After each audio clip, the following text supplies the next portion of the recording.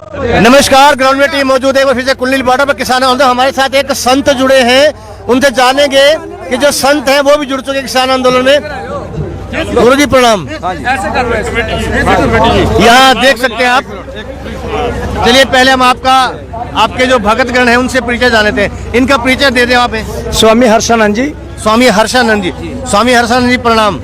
आप भी अपनी गद्दी वद्दी ध्यान मन सब छोड़कर यहाँ किसान आंदोलन में पहुँच गए हैं। क्या मोटिव है, क्या संदेश से देश की सरकार को दे जाएंगे? जो हालात बने हुए हैं यहाँ और जो किसानों को लेके और सरकार के बीच में जो कश्मकश चली है, क्या कहना चाहेंगे? एक संत क्या संदेश देंगे आज देश की सरकार को किसान आंदोलन बारे?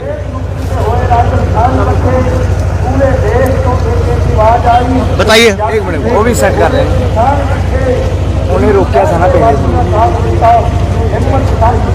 यहाँ देख सकते हैं बड़ा सोच विचार कर रहे हैं कि किन शब्दों का वो प्रयोग करें किसान आंदोलन को लेकर। हर्षानंद जी महाराज हैं, हमारे साथ जुड़ चुके हैं, मीडिया से जुड़ चुके हैं। अभी वो काफी असमंजस की स्थिति में हैं, वो भी जो सोच रहे हैं कि क्या जवाब दें। अरे आप 1000 प्रश्न पूछो, आप किससे बात कर रहे हो आपको पता ही नहीं है। बताइए बताइए। भारत की आत्मा गांव में निवास करती है। 6,32,000 गांव है भारत में। दुनिया की सारी वस्तुओं की कीमत बेचने वाले तय करते हैं, किसान की फसल की कीमत खरीदने वाला तय करता है। मैं आज इस पवित्र धरती से यह घोषणा करना चाहता हूं जी, दुनिया की सारी वस्तुओं की कीमत खरीदने वाले तय करते हैं, बेचने वाले, धरती पुत्र की फसल की कीमत खरीदने वाला तय करता है। आप पैसे से गेहूं खरीद सकते हो, क्या पैदा भी कर सकते हो? नहीं, धरती पुत्र पैदा करता है। हमने साधु का चोला पहना है, सूर्य की पहली किरणों को अपने शरीर पर धारण किया है, ये जगत को प्रकाशित करती है। तो हमारा संदेश क्या है? ध्यान से सुनिएगा, कान बड़े करके। मैं सोशल मीडिया से उम्मीद करता हूं, क्योंकि जो गोदी मीडिया है वो इस एक शब्द को भी नहीं दिखा पाएगी। बहुत जज्बा चाहिए इन विचारों को दिखाने के लिए।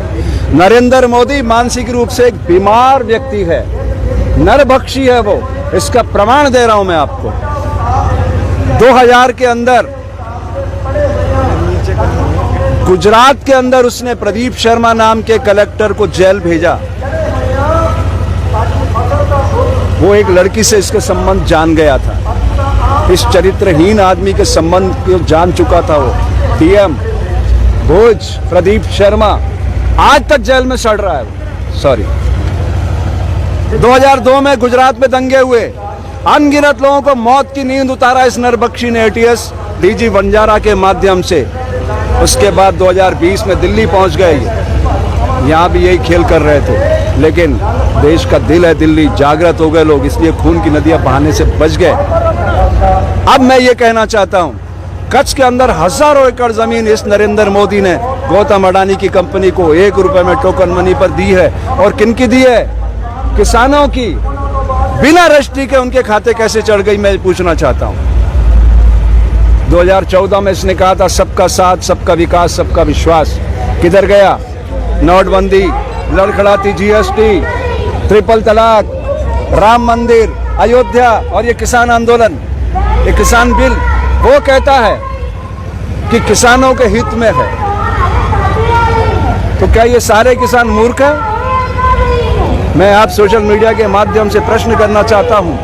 खाली एक संस्थान उनका पिट्टू तोता भारतीय किसान संघ उनके साथ खड़ा है, बाकी सारे संगठन जितने भारत के हैं सब उसके विरोध में है। और ये सब इस एक छत के नीचे आकर खड़े हो गए हैं। और ये जो पंजाब और हरियाणा और ये नैरेटिव चला रहा है कि खालिस्तानी हैं, आतंकवादी हैं, पाकिस्तान प्रायोजित है, उसके पीछे भी मैं आपको क्लियर करना चाहता हूँ वजह क्या है। क्योंकि उनके पास कोई मुद्दा नहीं है आरोप लगाने का, इसलिए सारे आरोप लगाए जा रहे हैं। समझिएगा गहराई से बात को आप। उनके पास कोई मुद्दा नहीं है। उन्होंने चुनाव लड़ा था एक सपना दिखाकर, बड़ा सपना दिखाकर, क्योंकि अमित शाह वहम का व्यापार करता है, एनसीटीएक्स का। सारी जिंदगी उसने सपने दिखाए हैं लोगों को, और ये तो नरबख्शी उसके साथ मिल गया और ये देश को गुलाम बनाना चाहते ईस्ट इंडिया कंपनी की तरह। तो मैं आप सबसे प्रार्थना करता हूँ, ये देश 1857 में आज़ादी का आंदोलन शुरू किया था, 90 साल इसने अपने खून से सींचा आज़ादी को। 1947 में आज़ादी आई, अनगिनत धर्मयोद्धाओं ने बलिदान दिया उस आज़ादी के लिए। अब ये बड़ा आंदोलन है, ये उससे भी बड़ा आंदोलन है आज़ादी के आंदोलन से। वो तो गोरे लोग थे, सिद्धांतवादी थे, अगर कोई उपवास करता था, कोई अनशन करता था, उनकी बात सुनते थे। इनके तो कान और आंखें दोनों बंद है, आडो उल्टे दोनों बंद है, क्योंकि इनके पास 303 बहुमत है लोकसभा के अंदर, राज्यसभा में भी बहुमत आ गया। इन्होंने अमेंडमेंट किया है कानून में। तो मैं आपसे कहना चाहता हूँ, एक पुस्तक आप लोग जरूर पढ़िएगा किसी से प्रश्न करने से पहले, रीप्रोमुलगेशन ऑफ ऑर्डिनेंस है fraud on the constitution of India. धज्जियां उड़ा रहे हैं ये लोग कानून की। क्या पंजाब से चला हुआ व्यक्ति भारत में भ्रमण नहीं कर सकता? वो रामलीला मैदान में या जंतर मंतर पे आना चाहते थे तो हरियाणा सरकार कैसे रोक रही है, कैसे गड्ढे खोद रही है, कैसे कैनन चलवा रही है? क्या अधिकार है मनोहर खट्टर को? कौन रोकेगा उसको? भारतीय संविधान क्या कहता है, ध्यान से सुनिए।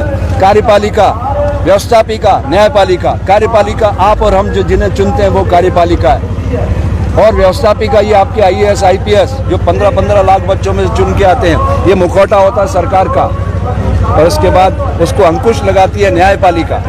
लेकिन ये तीनों ही इस समय इस नरेंद्र, अमित एंड गौतम अडानी कंपनी में तब्दील हो गए हैं। इसलिए मैं देश की जनता से अपील करता हूँ, ये पुराने ज़माने के आंदोलन भूल जाओ, आप उसका प्रचार मत करो एक नरपिशाच का।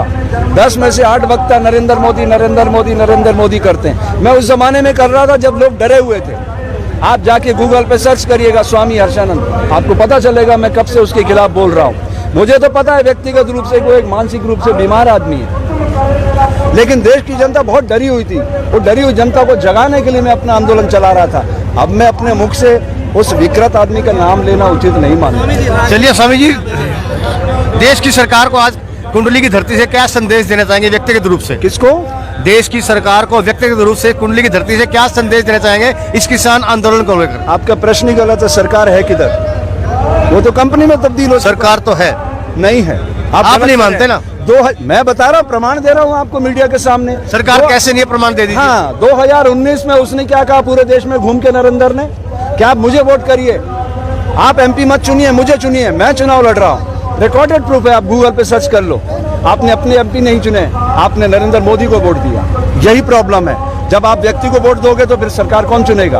आप MP चुनते, वो चुनते अपना प्रतिनिधि, तो प्रधानमंत्री चुना जाता तो सरकार होती। ये सरकार नहीं है, प्राइवेट कंपनी है। रागिनी तिवारी का बयान आया है जो, किनका? रागिनी तिवारी का। रागिनी तिवारी, ओके। वो 16 तक अगर यहाँ नहीं खाली और 17 को आके जाफराबाद के तरीके से खाली कराएंगे। हाँ, कराओ ना।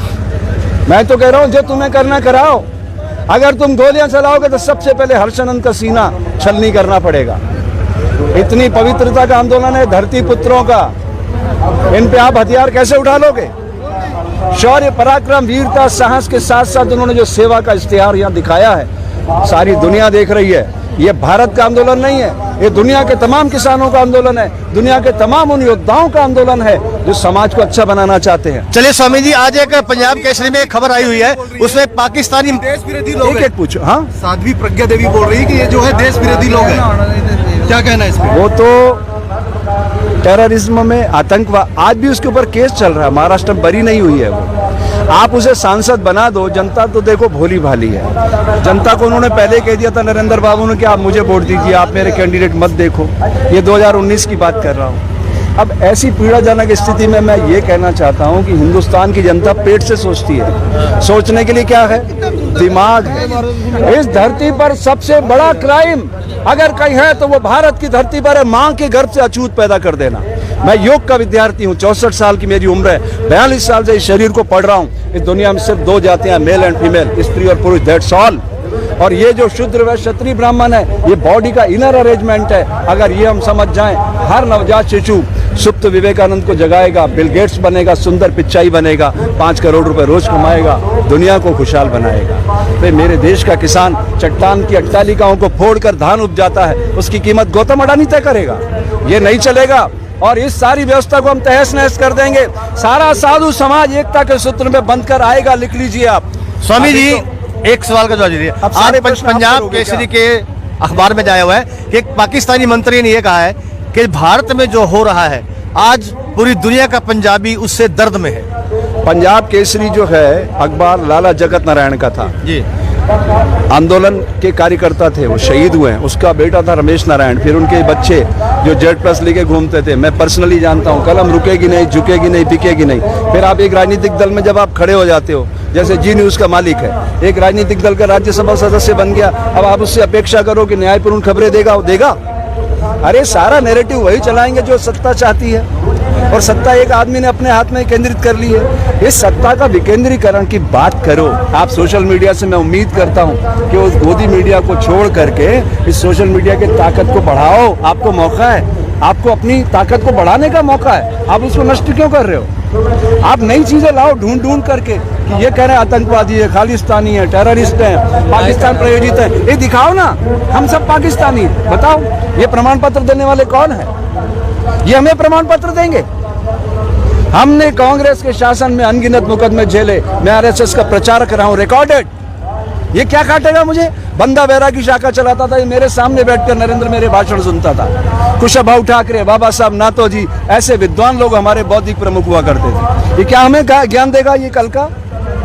हम इससे बहुत पुराने कार्यकर्ता रहे हैं। हम किसानों के साथ इसलिए खड़े हैं कि किसान भारत की आत्मा है और उसकी आवाज देने की। आपने देखा यहाँ हमारे साथ जुड़े थे स्वामी हर्षानंद जी, और उन्होंने साफ तौर पर यही कहा है कि हम किसानों से जुड़े हैं, हम किसानों की आत्मा हैं। और उन्होंने बेखौफ होकर, बेबाक होकर अपनी बातें रखी।